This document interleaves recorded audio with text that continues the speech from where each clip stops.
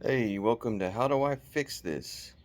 And I'm going to be showing you in this video how to replace all the radiator hoses and the thermostat on a 2010 Toyota Corolla 1.8 liter automatic car.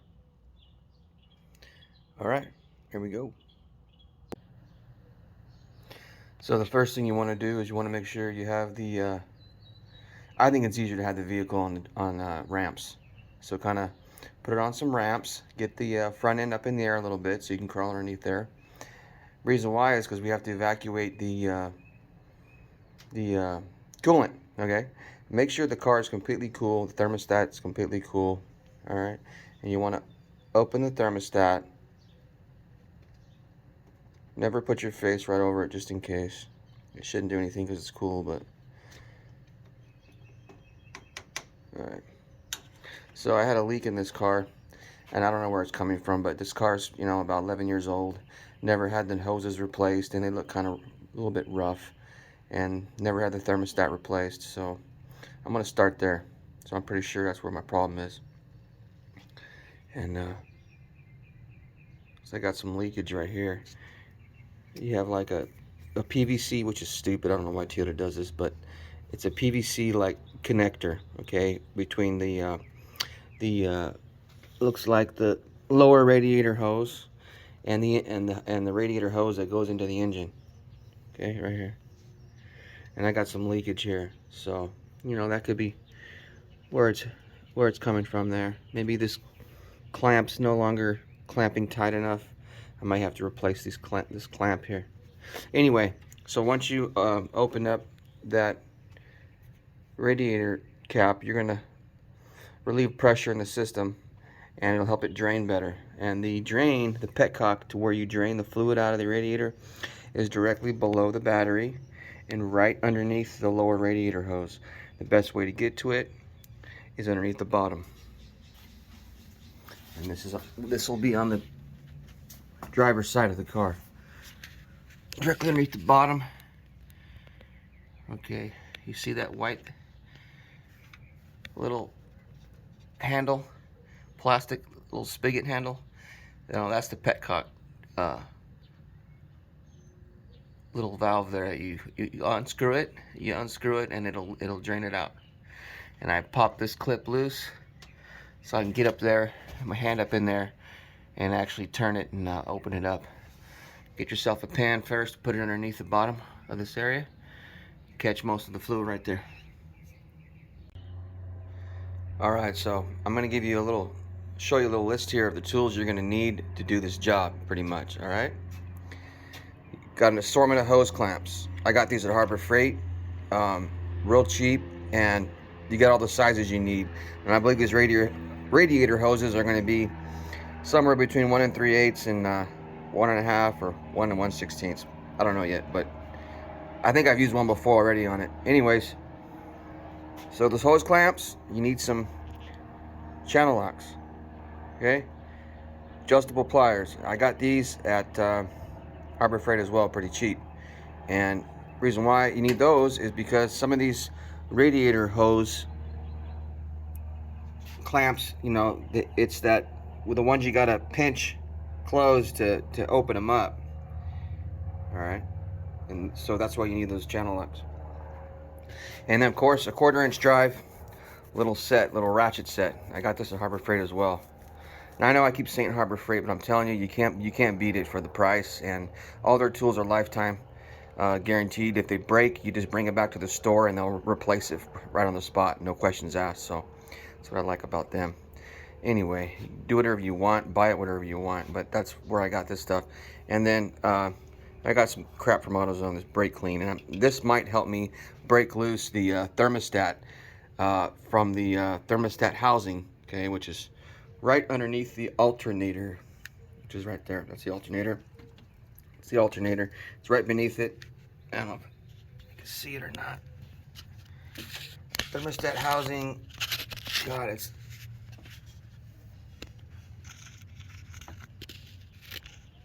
right there.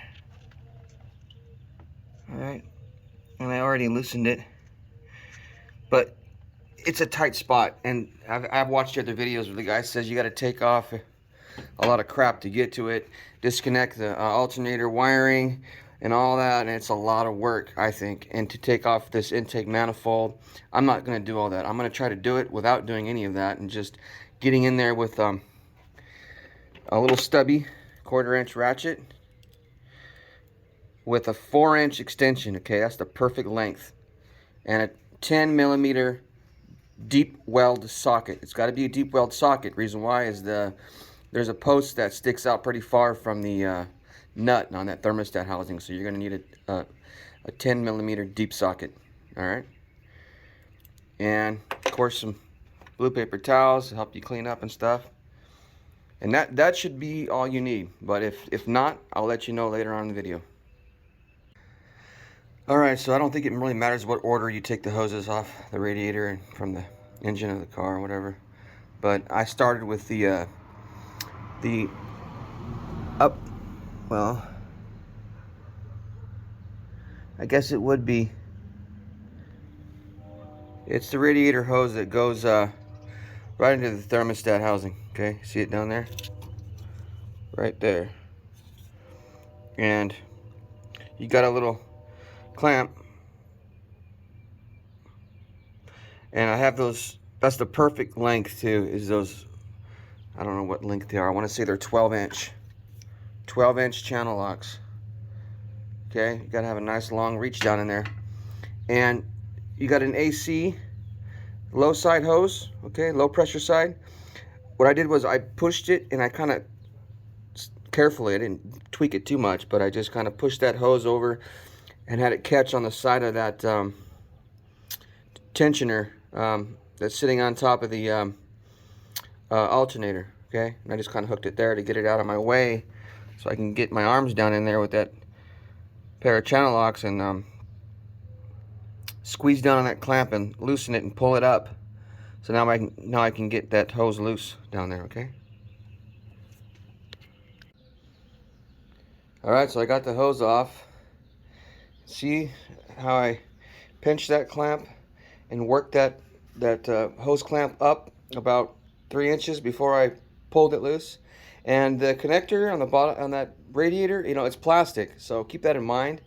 You're working with a lot of plastic parts, so don't get too Hulk Hogan with it. All right, you might break something on the radiator itself, and then you're out a lot of money. Okay, radiators are not cheap, probably 250 bucks.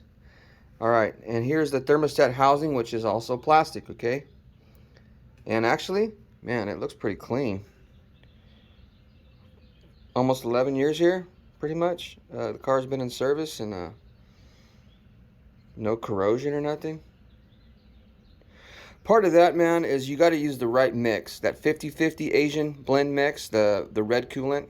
And don't add water. When you get low, don't add water. Just buy a jug of that 50-50 and keep adding that to your system, and it'll prevent, and another thing people don't realize, right? If you're going to add water to your radiator, do not add regular water, because it has a lot of calcium and a lot of crap in there, minerals. It's going to just wreak havoc on your radiator and your whole system, and create like a white film, and just cause a mess and cause problems. So if you're going to just add water for whatever reason, you need to add distilled water with no minerals. Anyway, all right, that piece is off. I'm going to replace them one at a time. So I'm going to get this all replaced, and then I'll work on the other hose after that. And then there's a third hose that goes into the engine there.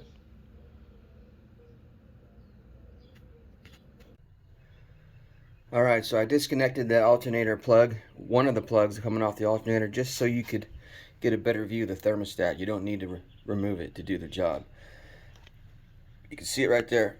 Alright, let me get a better shot of it. There you go. Okay, there's your thermostat, still in the, it looks good actually. But I'm going to replace it anyways. It's been like, 10, 11 years. And you see that tit? There's like a post or a tit on the top of that thermostat. Okay, you need to always make sure when you replace this thermostat that that little tit is directly on top. Okay, I'll show you again the tit when I pull it out. All right. But this thermostat, I don't know what you call it. I guess it'd be like a adapter, hose adapter that connects from the thermostat here, comes off where you attach your thick rubber hose to the other end. Okay, it's in good shape. There's no cracks. You want to check it out, you know. Make sure it's still serviceable.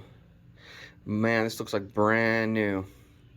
I just got some soapy water. It had some dirt and grime on it. I just got some soapy water in the house and a little light brush and cleaned it up a little. All right. All right, so the old thermostat is on the right, the Toyota part. Look how robust that spring is. It just looks tough. It says 32 degrees.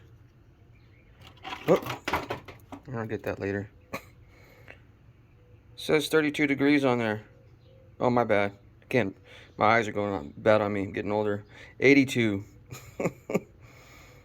And see, that's great, right? So 82 degrees Celsius is probably when it opens up, right? Now this Napa one I got, I mean, look at it, dude. It looks kind of, chintzy. I mean, it's made in the U.S. It's Napa, but what I don't like is it looks different, and I don't see any indicator of when it opens. There's no stamped degree on here, like on the other one. It just says made in patented in USA. I mean, I don't know, it might be okay. I just don't like how it just looks a lot different.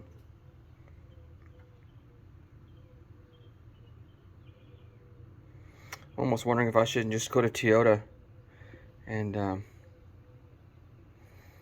get one from their parts department. They probably got one in stock. This is an important component of your system, man. You really want to put something quality and good back in there. I don't know. I'm gonna figure it out. Okay, so when you're gonna put that hose off your radiator that goes to the thermostat, you need to not clamp it up all the way together. Leave it loose. That way you can manipulate that housing and twist it and turn it. Okay, and kind of loosely just shove the hose back where it's supposed to go. Don't put it on anything. But you know, just the basic how it's going to go in there, right? Kind of get it oriented, how it's going to go in there, and then make sure that that thermostat housing is twisted before you move that that clamp up around it to lock it in place. Make sure that you twist it where it's going to fit over those threaded studs. You know, you won't have to fight it when you go to put it on. Do that first, and then take it off, and then put the clamp where it needs to be and secure it in place, and then you could put it in a lot easier when you get ready to do that. I'm going to go ahead and wait on the thermostat. My wife's going to Toyota right now to go pick it up from the parts department there. I'm going to go ahead and use their thermostat versus Napa, just because I can't verify what degree that it opens up at. I want to keep everything the same way it was, you know, like OEM, and I can't verify that through Napa. So and it looks a lot more robust. The one from Toyota looks a lot more durable and robust and quality. So with a much stiffer and thicker spring on it and everything like that. So anyway, I'm going to leave this alone for now, and I'm going to go ahead and move on to my other hoses and start replacing them. Okay, just to reiterate, because this is a little complicated, this part of the radiator hose with the thermostat adapter cover. Okay, you want to articulate it and twist it down in there first to make sure that it's going to fit the way you want it to fit down in there, okay? Should look the same way when you pull it out.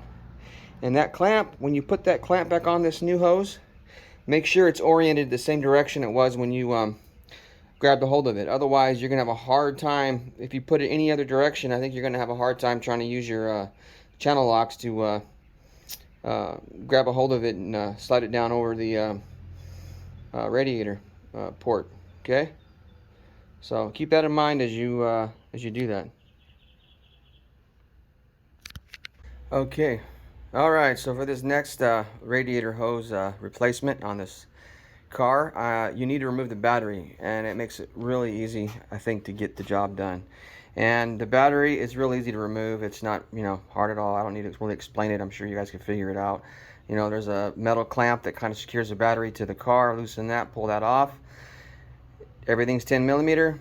So disconnect the post, negative first. Pull it out of the way, tuck it in over here. Disconnect the positive, pull out the battery. And see, now you can easily get to that clamp. Flies around here. You could disconnect this hose clamp here real easy. You can get your channel locks down in there real easy. Now that you got the battery out of the way. Otherwise, I got pretty good sized forearms, so there's no way I'm going to slip my arm past the battery in the front of this car here. So anyway, yeah, take the battery out of the way to help you out big time. Okay, so this radiator hose connector is PVC plastic. Okay, that's how Toyota made it, and that's what, I don't know, I think it's a dumb design to use plastic with radiator parts because it just doesn't hold up under the time and heat and stress. But anyways, I had this break. This stupid thing broke on me. This is like, I don't know, 2 years ago. It was getting older, and it just got, hardened and brittle. And I went to jiggle a hose on the radiator, and this thing snapped off right here. And, you're going to drain all your fluid out. When you start the car up, it's just going to start squirting out. So I had to go run over to, I think it was an AutoZone, and got me one. But I cleaned it up, and that kind of connects here to the engine. Radiator hose, that short one that goes into the side of the engine. Okay, and kind of goes like that. That's how it's oriented. Okay, with that facing you. Okay, straight up and down. And so I removed that other radiator hose that connects to the other side, and then down right above where you drain the radiator. Okay. And so anyway, yeah, now you can see it. See right here, it connects right down here. This port coming off the radiator. Okay, right below that port is that petcock where we drained it, and I removed the petcock because I'm going to actually get a hose and I'm going to flush the radiator. I'm just going to, pour water into the radiator and kind of flush some water through to remove any kind of debris that might be in the radiator before I cap everything up and refill it with fluid. Anyway, so yeah, but it's gonna don't replace this hose here yet. It goes down to here. That way it leaves you room to kind of get this thing out of your way. And then once you replace this one, then you can connect this in there and then connect the other hose in here, and you're done. Okay, so I think because this radiator hose right here is so close to the engine, it gets a lot more heat and whatnot. But man, I don't know, it was so hard to get off. There's like a metal port coming off the engine that it slides onto, and man, it was stuck on there. I had to get my channel locks around this part here and try to grip it and wiggle it, and I ended up slicing it up a little bit in the process of trying to remove it. But it's okay because I got a new hose, so it doesn't matter. But there's some kind of weird little deal that's stuck on this hose, and then there's a clamp to some hose that kind of like, let me see if I could show you. Okay, I don't know what that hose is, but this clamp was around the radiator hose. I think it's just to hold it in place, kind of like that, when it's on there, hooked into the engine. Man, I couldn't remove this thing, and I didn't want to break it. I don't want to have to buy one from Toyota, man. They charge too much of their parts. It's ridiculous. But anyways, yeah, so I once I got it loose, the hose loose from that port, then I fished off the clamp off the hose so I could remove this off the hose and get the hose out of there. So now I'm going to have to fish it back over that hose again. So basically, on this old hose, you need to remove this part, okay, and put it on your new hose, same spot, more or less, where that bend is. And there's a heat shield thing, you know, to help protect the hose from getting burned. There's got to be a reason why it's there, and obviously it's probably because it's real close to the engine. It takes a lot of heat right there. So again, fish this clamp off, put this on the new one, and you know, just make it look the same. Put it back on, all right? Okay. Okay, so to help facilitate putting your hoses over ports, you could use a little Vaseline, okay? Not too much, just enough to just get a little bit greasy, and it'll slide right on, okay? And it won't hurt your system. Like I said, just a little bit amount is fine. Don't overdo it. Okay, so the easiest way is to mount this new hose right here by the battery box. Mount that part in first, okay? Secure that, and then connect these two new hoses together via this port, and then connect this part together, okay? That's the easiest way, I'm telling you. Okay, once you put that hose in.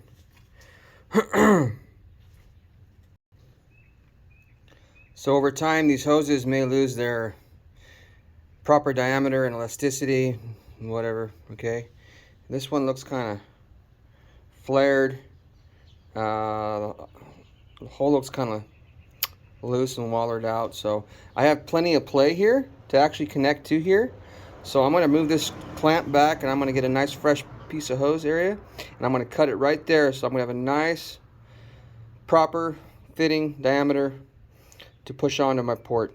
So hopefully, because I noticed there was some leakage from this hose, it seemed like, when I did the job. Anyway, yeah, we'll see if that'll clear that up.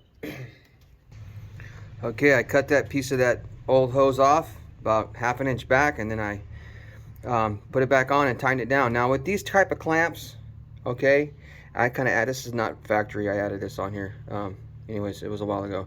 But these kind of hose clamps, okay, if you over tighten them, they'll end up cutting into your hose. You don't want to do that.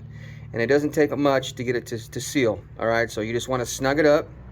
Don't King Kong it on there, okay? Just snug it up till it gets nice and firm and tight.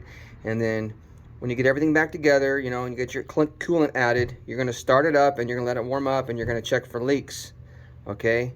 If it starts to drip a little still, which it shouldn't, but if it does, just go a couple more turns or one more turn till it stops.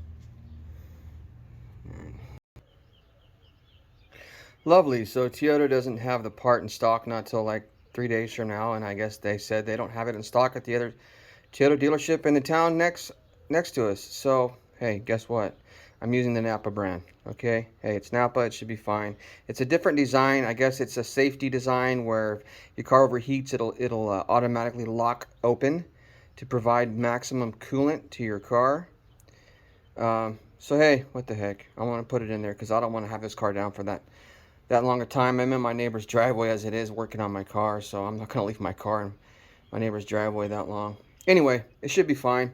Now, this is a different design, but you see that little brass thing in there, that little round brass thing? It kind of jiggles around. It's right there.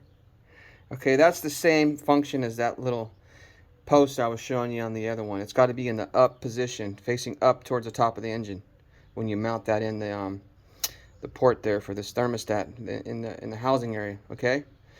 I added a little bit of Vaseline to the gasket that I put on here that goes with this.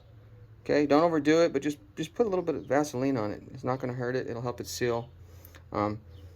Anyway, so now I'm going to stick that in there, mount it, and then I'm going to attach the that plastic outer housing to it and bolt it down. Yeah, it's a real tight spot, a real tight area to get that thermostat back in there, but it can be done. I got pretty good size arms, so there it is down there. You see it? You can get it in there, and you can come in with your arm from the other side down in here, and you can kind of grab it in the top or where the outside portion of that frame of the thermostat. You can kind of turn it and position it where you want it. And make sure it's seated in that housing. Okay, it took me a little bit.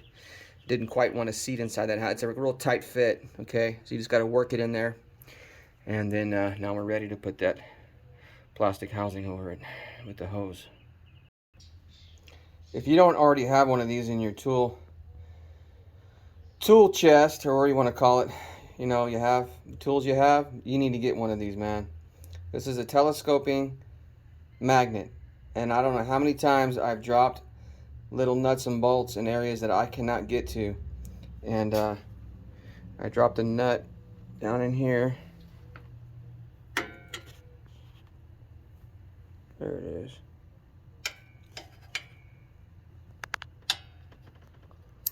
There we go. Got it. Yeah, so it comes in handy. Okay, I got that thermostat in on the side of the engine with the housing mounted up over top of it, so we're all set there. You know, I want to reiterate, or maybe I didn't even talk about it, but these are really small studs and nuts that you're tightening. Do not over tighten, and make sure you snug them up by hand first, just twirling the extension by itself without the ratchet, and then you want to torque down each nut on either side of that housing a couple turns, and just alternate back and forth on each nut until you get them both snugged up. That way it's gonna seat properly and not be tweaked off to one side or the other, just to make sure you get no leaks. All right, and you just have to snug it up. Don't over torque it. If you snap off that bolt, you're kind of screwed, man. You're in for a lot of work if you do that. So again, we're gonna check it for leaks, and if it when we're done, and we're gonna start it up, and if we see anything leaking from there, then we're gonna just slowly give it another half turn or a quarter turn on each nut until it stops, and then we're good. And remember I told you about this little plug for the alternator? I would get this one out of the way. It does make it easier, and you can see what you're doing, and it's not in your way when you're turning your wrench. So anyway, all right, so I've got everything buttoned up, put back together, and this car's been idling with the AC on high, and it's been idling for like probably 15 minutes, 20 minutes, nice and hot, and it feels like the coolant's circulating through the system. I squeezed the hoses, you can feel it doing its job. Everything's circulating. There's nothing leaking. I wanted to make sure I verified that there's nothing leaking from any of the hose connections or the thermostat area, and we're good to go. And I checked the temperature inside the car on the dash, and you know, it looks pretty good, right? Yeah, so we're good. I feel confident that the job was done right, and there's not going to be any issues. However, tomorrow I probably will, when it's cool in the morning, I'll probably take this cap off and just double check that everything's still topped off and looks good on the fluid there. And I did take off that top cover to do the job, and it just kind of pops in. It doesn't bolt on, so I forgot to show you that. But yeah, it does help you get your arms in there and stuff, and to do this job. So now I'm going to put that back on and call it a day. Hope you enjoyed the video. I hope it helps you work on your own Toyota Corolla 4-cylinder 1.8 liter, and hopefully it helps you do your hoses and your thermostat with no problems. Save you some money.